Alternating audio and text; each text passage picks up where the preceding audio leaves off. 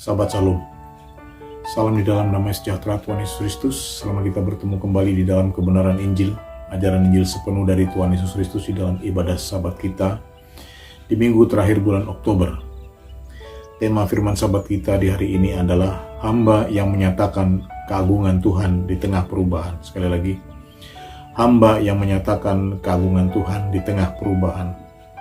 Inilah tema sidang majelis besar GBIS ke-28 yang baru lalu, yang menjadi tema GBIS sampai kepada sidang majelis besar yang akan datang. Kalau Tuhan Yesus berkenan, 4 tahun yang akan datang. Tema ini akan terus bergema dan berpengaruh dalam kehidupan sidang jemaat GBIS. Tema ini, saudara-saudaraku, terpilih menjadi tema kita di pagi hari ini sebagai puncak daripada pesan Roh Kudus yang harus saya sampaikan di bulan Oktober, yaitu menjadi anak-anak terang. Pada hari ini kita akan menguraikan tema itu, bahwa sesungguhnya di dalam tema itu terkandung pesan Roh Kudus untuk menjadi anak-anak terang. Untuk lebih jelasnya, mari terlebih dahulu kita periksa ayatnya yang tertulis di dalam kitab Yesaya 49 ayat yang ketiga. Yesaya 49 ayat yang ketiga. Ia berfirman kepadaku, engkau adalah hambaku Israel, dan olehmu aku akan menyatakan keagunganku. Amin. Saudara-saudaraku, inilah nubuatan Nabi Yesaya yang terpilih menjadi tema sidang majelis besar ke-28. Saya bacakan kembali. Ia berfirman kepadaku, engkau adalah hambaku Israel, dan olehmu aku akan menyatakan keagunganku. Ayat ini melahirkan tema hamba yang menyatakan keagungan Tuhan di tengah perubahan. Mari kita uraikan tema ini, saudara-saudaraku, yang bersumber dari ayat yang kita baca tadi. Seperti yang pernah kita bahas terdahulu, saudara-saudaraku, bahwa ayat 3 yang kita baca ini, itu, saudara-saudaraku, adalah merupakan awal atau merupakan pendahuluan dari kitab Yesaya pasal yang ke-49, di mana judul perikopnya adalah hamba Tuhan sebagai terang di tengah-tengah segala bangsa. Sekali lagi, saudara-saudaraku, ini adalah salah satu keistimewaan daripada kitab Nabi Yesaya, di mana sebagian dari pasalnya menubuatkan tentang Yesus terang dunia. Maka kalau kita uraikan tema kita, maka jelaslah yang disebut sebagai hamba yang menyatakan keagungan Tuhan, itu menunjuk kepada Yesus terang dunia. Mengapa hanya dikatakan menunjuk kepada Yesus terang dunia? Mengapa tidak dikatakan hamba itu adalah Yesus terang dunia? Karena, saudara-saudaraku, memang Tuhan Yesus berfirman, akulah terang dunia. Yaitu, saudara-saudaraku, Yohanes 8 ayat 12. Maka Yesus berkata pula kepada orang banyak, katanya, akulah terang dunia, barang siapa mengikut aku, ia tidak akan berjalan dalam kegelapan, melainkan ia akan mempunyai terang hidup. Amin. Itulah firman Tuhan Yesus. Namun kita juga jangan melupakan, yaitu khotbah di bukit, di mana Tuhan Yesus juga berfirman, kamulah terang dunia. Matius 5 ayat 14-15. Kamu adalah terang dunia. Kota yang terletak di atas gunung tidak mungkin tersembunyi. Lagi pula orang tidak menyalakan pelita lalu meletakkannya di bawah gantang, melainkan di atas kaki dian, dan sehingga menerangi semua orang di dalam rumah itu.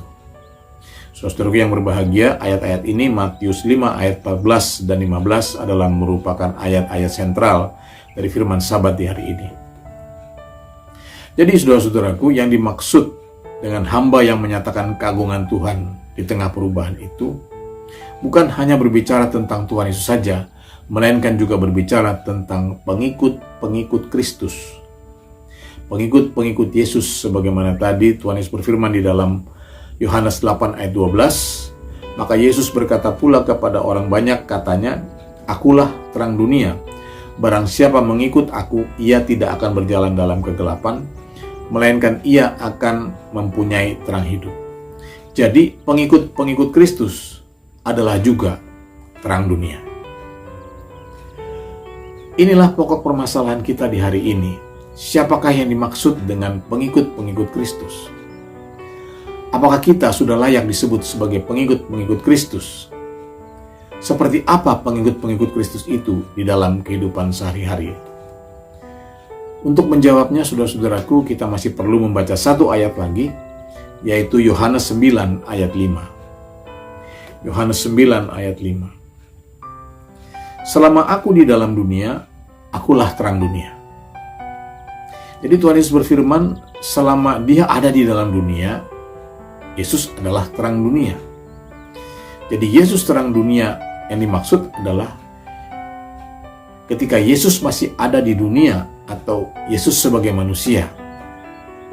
Itulah Yesus anak Allah yang telah mengambil rupa menjadi seorang hamba dan setia sampai mati.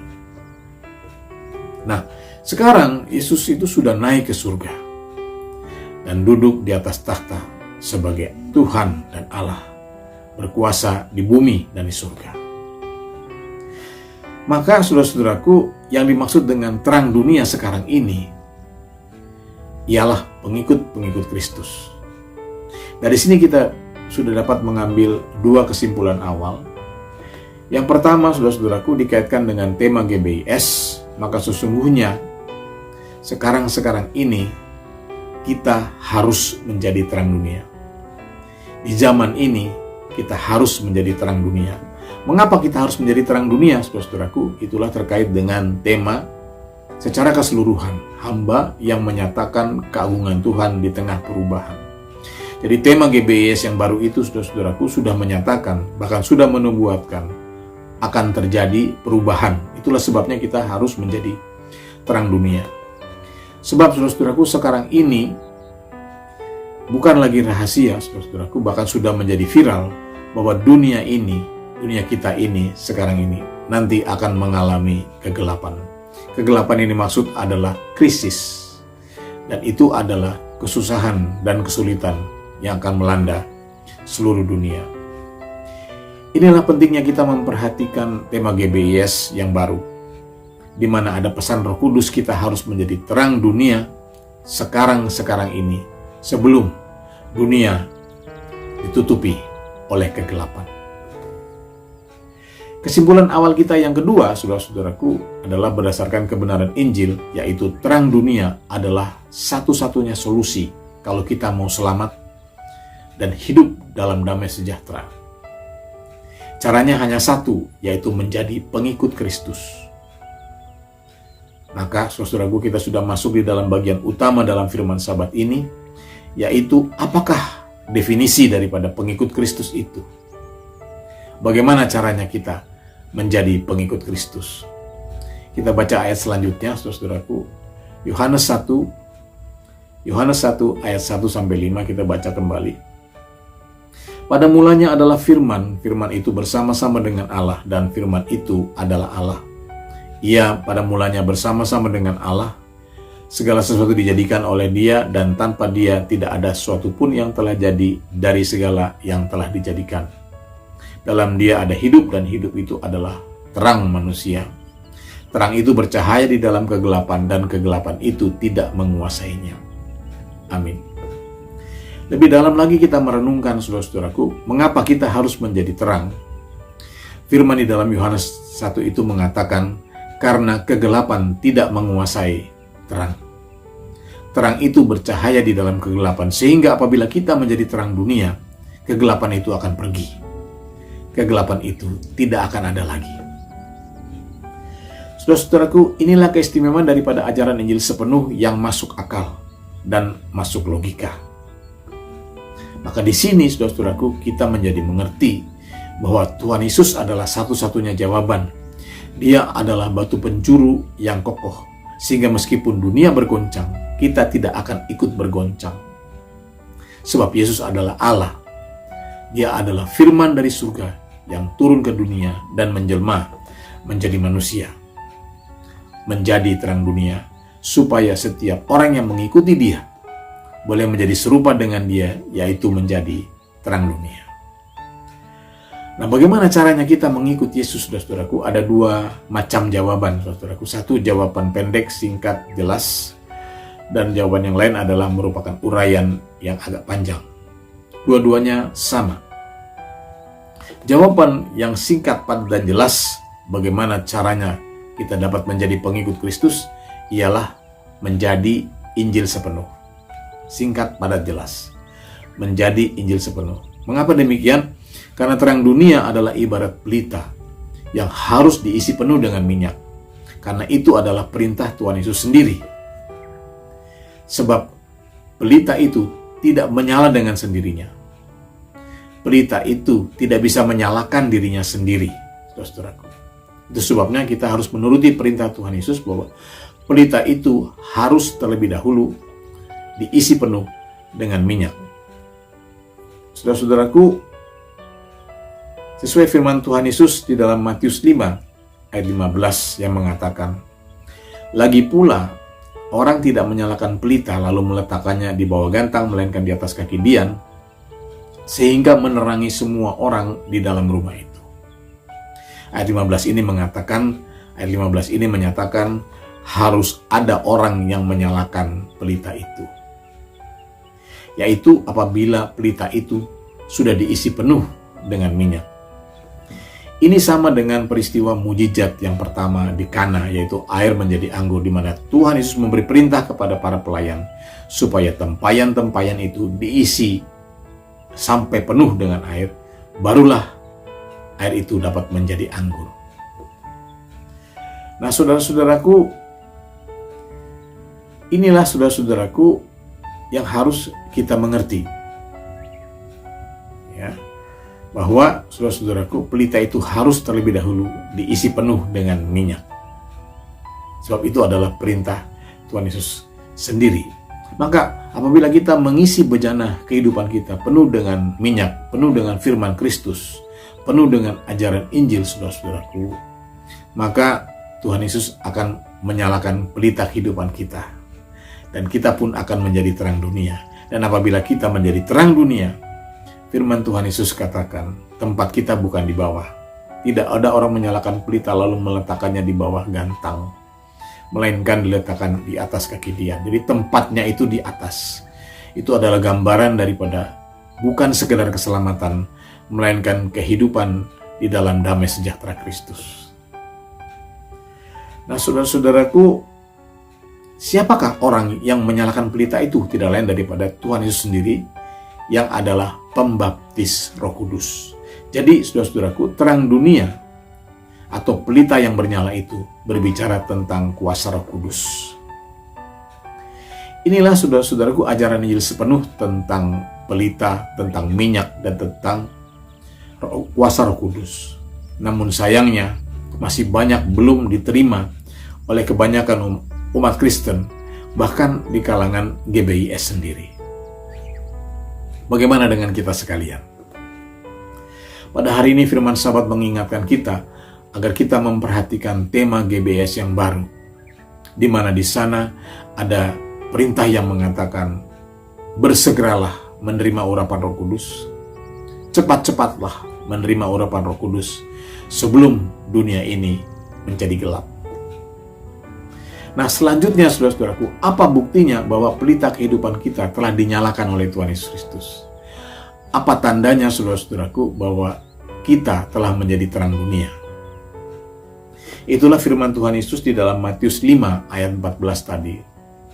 Kamu adalah terang dunia, kota yang terletak di atas gunung, tidak mungkin tersembunyi. Amin.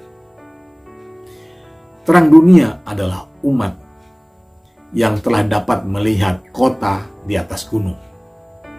Apa itu kota di atas gunung, saudaraku? Sion, Yerusalem baru. Nah, saudara-saudaraku, itulah kerajaan Allah.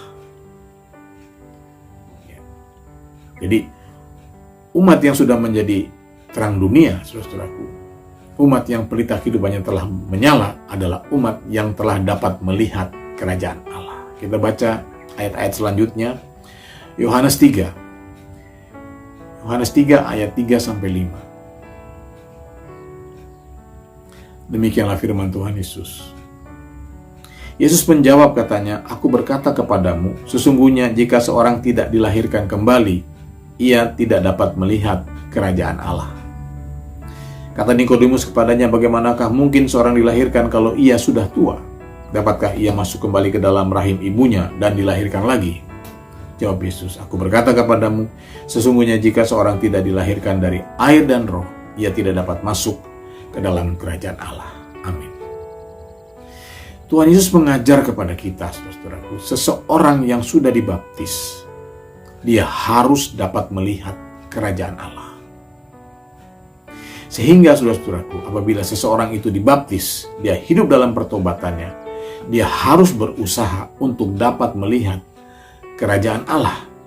Sebab bagaimana mungkin dia bisa masuk ke dalam kerajaan Allah itu apabila ia belum dapat melihat kerajaan Allah. Sesungguhnya inilah yang menjadi masalah utama dalam kehidupan umat Kristen pada umumnya, tetapi juga pada umat GBIS secara khusus. Mereka sudah begitu lama dibaptis, namun belum dapat melihat kerajaan Allah. Apa maksudnya, saudara-saudaraku, belum dapat melihat kerajaan Allah? Saudara-saudaraku yang berbahagia, dalam Injil Sepenuh, kita telah membahas di masa yang lalu bahwa dalam ajaran Injil, kerajaan Allah itu ada dua. Yang pertama disebut kerajaan Allah, dan yang kedua adalah kerajaan surga. Kerajaan Allah tidak berbicara tentang suatu tempat, saudara. Kerajaan Allah itu berbicara tentang ajaran Kristus atau firman Kristus, itulah perjanjian baru. Kalau kerajaan surga itu baru berbicara tentang tempat, yaitu tempat Tuhan Yesus bertakhta. Kita ingat, saudara-saudaraku, dalam doa Bapa Kami, kita mengatakan Bapa Kami di dalam surga. Jadi saudara-saudaraku, surga itu berbicara tentang tempat. Sedangkan Allah atau kerajaan Allah itu berbicara tentang firman. Di dalam ajarannya kepada Nikodemus, Tuhan Yesus tidak mengatakan tentang kerajaan surga. Tuhan Yesus mengatakan tentang kerajaan Allah. Maka ketika Tuhan Yesus berkata, dapat melihat kerajaan Allah, yang dimaksud ialah sudah dapat melihat dan sudah mengetahui tentang ajaran kebenaran Injil, yaitu ajaran Injil sepenuh. Dapat melihat kerajaan Allah itu artinya sudah dapat melihat dan sudah dapat mengetahui bahwa ajaran Injil sepenuh adalah ajaran keselamatan yang sempurna yang dari Allah di dalam Tuhan Yesus Kristus. Sekali lagi, saudara-saudaraku, ini adalah permasalahan di dalam kehidupan umat Kristen secara umum, bahkan juga di dalam kehidupan umat GBIS secara khusus. Mereka belum tahu ajaran Injil sepenuh adalah ajaran keselamatan yang sempurna dari Tuhan Yesus Kristus. Kebanyakan orang masih belum mau menerimanya. Maka bagaimana mereka dapat masuk ke dalam kerajaan Allah? Masuk dalam kerajaan Allah artinya bagaimana mereka dapat menikmati penggenapan perjanjian baru itu, yaitu keselamatan yang sempurna. Rasul Paulus menulis ajaran Roh Kudus di dalam kitab Roma 14 ayat 17. Roma 14 ayat 17. Sebab kerajaan Allah bukanlah soal makanan dan minuman, tetapi soal kebenaran, damai sejahtera, dan sukacita oleh Roh Kudus. Inilah yang dinamakan keselamatan yang sempurna, yaitu keselamatan oleh kuasa Roh Kudus. Inilah yang disebut sebagai kerajaan Allah. Jadi kerajaan Allah itu berbicara tentang keselamatan yang sempurna oleh kuasa Roh Kudus, yaitu oleh kuasa kebangkitan Kristus. Sebab dulu Yesus Kristus juga dibangkitkan oleh kuasa yang sama, kuasa Roh Kudus. Itulah yang dimaksudkan menjadi terang dunia, ya, mendapat kuasa Roh Kudus. Sehingga hanya terang dunia saja yang dapat mengatasi kegelapan dunia. Dia di atas kegelapan dunia ini.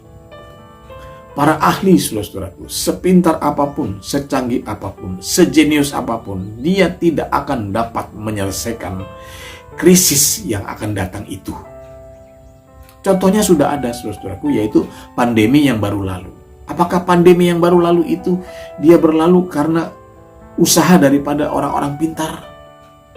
kepandaian dari para ahli, saudara-saudaraku? Apakah vaksin dapat menghentikan pandemi, saudara-saudaraku? Tidak dapat. Hanya kuasa Tuhan. Hanya kuasa Roh Kudus. Maka tema GBIS yang baru itu mengingatkan agar kita menjadi terang dunia, dan tanda dari terang dunia ialah umat yang telah dapat melihat kerajaan Allah dan kebenarannya. Kerajaan Allah itu firman Kristus atau ajaran Kristus, sedangkan kebenarannya adalah keteladanan pribadi Yesus Kristus, anak Allah yang mengambil rupa seorang hamba dan setia sampai mati. Itulah mengikuti Yesus, saudara-saudaraku, dengar-dengaran kepada firman Kristus dan mengikuti teladannya. Dengan setia, dengan tekun, sampai penuh, sampai menjadi Injil sepenuh. Kita baca ayat yang terakhir, Matius 6 ayat 31 sampai 33. Matius 6 ayat 31 sampai 33, demikian firman Tuhan Yesus. Sebab itu janganlah kamu khawatir dan berkata, apakah yang akan kami makan, apakah yang akan kami minum, apakah yang akan kami pakai. Semua itu dicari bangsa-bangsa yang tidak mengenal Allah. Tetapi Bapamu yang di surga tahu bahwa kamu memerlukan semuanya itu. Tetapi carilah dahulu kerajaan Allah dan kebenarannya, maka semuanya itu akan ditambahkan kepadamu. Amin. Saudara-saudaraku, perubahan itu pasti akan terjadi. Namun kita selaku pengikut Kristus, janganlah kita takut, janganlah kita gentar, janganlah kita khawatir tentang apapun juga. Dunia boleh takut, saudaraku. Umat yang belum mengenal Injil sepenuh boleh gentar. Tetapi kita selaku jemaat Injil sepenuh, carilah dahulu kerajaan Allah dan kebenarannya. Maka saudara-saudaraku, apa yang dicari dunia? Sebab nanti kalau dunia ini sudah ditutupi oleh kegelapan, kalau krisis itu sudah datang, semua orang mencari jawaban, mencari jalan keluar, mencari solusi. Tetapi apabila kita sudah mencari kerajaan Allah terlebih dahulu dan mencari kebenarannya, maka apa yang dicari oleh orang-orang dunia itu akan ditambah-tambahkan kepada kita. Yang artinya, saudara-saudaraku, semuanya telah disediakan oleh Tuhan Yesus untuk anak-anak terang dengan berlimpah. Tetaplah setia dan tekun di dalam Injil sepenuh. Terpujilah nama Tuhan Yesus Kristus untuk selama-lamanya. Tuhan Yesus memberkati. Mari kita bersatu di dalam doa. Bapa di dalam surga, Tuhan Yesus Kristus, kami memuji dan meninggikan nama-Mu ya Bapa, mengagungkan kemuliaan-Mu ya Tuhan Yesus Kristus. Terima kasih atas pimpinan dan lawatan-Mu dalam ibadah kami dari awal sampai kepada akhirnya. Kau telah melawat kami dengan firman-Mu dan Kau telah memberi peringatan kepada kami agar kami bersegera untuk menerima urapan Roh-Mu yang kudus, yaitu dengan mengisi kehidupan kami menjadi penuh dengan kebenaran Injil-Mu. Terima kasih Tuhan Yesus Kristus, hamba-Mu sudah selesai berbicara. Namun biarlah kiranya Roh-Mu yang kudus mengingatkan perkara ini ya Bapa, agar kami sekaliannya boleh bergegas Tuhan Yesus Kristus, mengisi bejana hati kami dengan kebenaran firman-Mu sampai penuh, sehingga kami boleh dilayakkan untuk menjadi terang dunia. Terima kasih Bapa, hamba serahkan peribadatan selanjutnya hanya dalam pimpinan Roh-Mu yang kudus. Biarlah hadirat-Mu senantiasa ada di tengah-tengah kami. Kepadamu kami bersyukur, kepadamu kami berdoa, hanya di dalam nama-Mu. Terima kasih Tuhan Yesus Kristus. Haleluya. Amin. Saya serahkan kembali.